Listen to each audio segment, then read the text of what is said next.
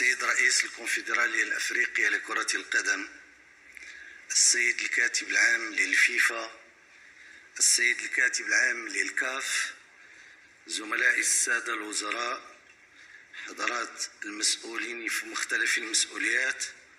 أصدقائي رؤساء الاتحادات الوطنية لكرة القدم، السيدات والسادة ممثلي وسائل الإعلام الوطنية والدولية، حضرات السيدات والسادة، أود بداية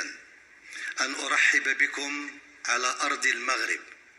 وإن كنتم في غير حاجة للترحيب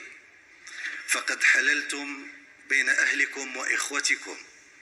كما كان الشأن دائما في الماضي وكما سيبقى على الدوام. كما أود أن أعبر لكم جميعا عن شكري وامتناني لتمكين بلدي من تنظيم دورة 2025 لكأس أفريقيا للأمم، والذي نعتبره تشريفا نعتز به وتكليفا نقبله بكل جدية ومسؤولية والتزام. فلن أذيع سرا إذا أخبرتكم أن تنظيم هذا الملتقى القاري الهام يحظى بتتبع شخصي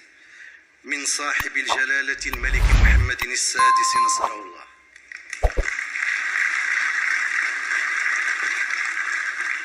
إن هذا الاهتمام لا يعكس فقط الرعاية التي يخص بها جلالته الأنشطة الرياضية بشكل عام، بل فوق وقبل ذلك يعكس المكانة الخاصة التي يحتلها البعد الأفريقي لدى جلالته. ويكفي دليلا على ذلك عشرات الزيارات الرسمية التي قام بها صاحب الجلالة نصره الله لمختلف البلدان الشقيقة والصديقة في أفريقيا. ومن المؤكد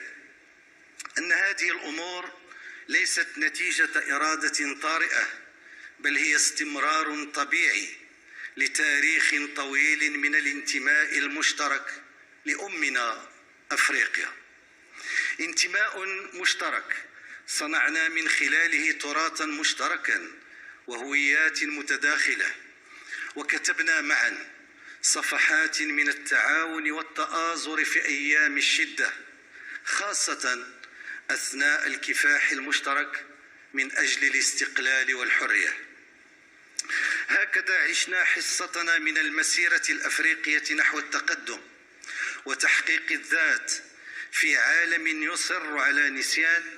أن أفريقيا هي مهد البشرية، منها انطلق هذا الكائن الواعي ليكتب صفحات متباينة من تاريخ البشرية بباقي القارات. وإذا كانت للمغرب علاقة خاصة ببعده الهويات الأفريقي، فلأن عمر كيانه الوطني ضارب في القدم، وعمر دولته في شكلها الحالي يمتد إلى أزيد من 12 قرنا.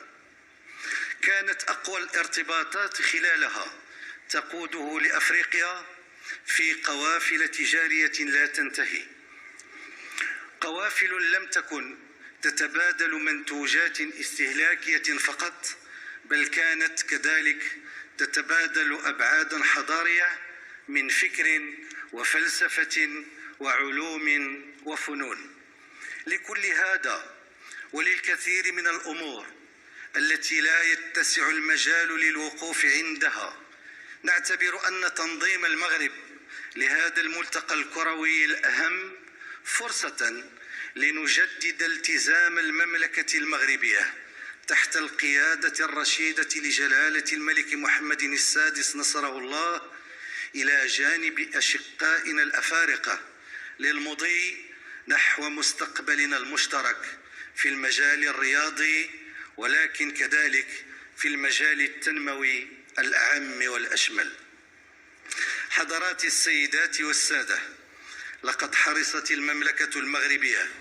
على توفير كافة أسباب النجاح لهذا الملتقى القاري،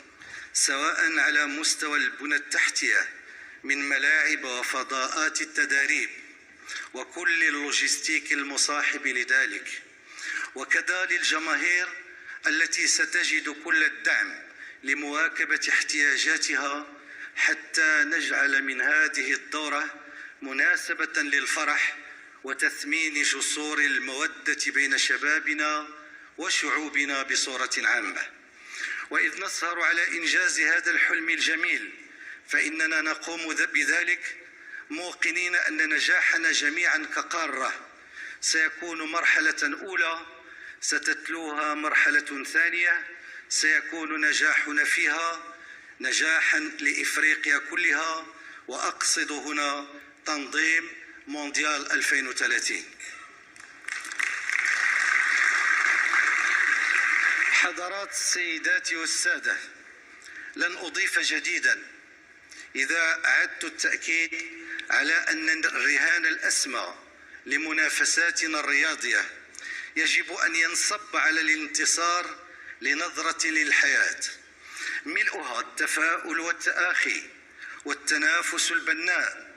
الذي لا يتناقض مع التعاون والاحترام المتبادل. بتعبير آخر، إننا هنا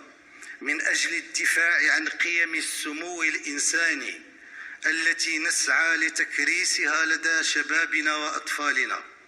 قيم كرة القدم التي تذكرنا دائما أن العالم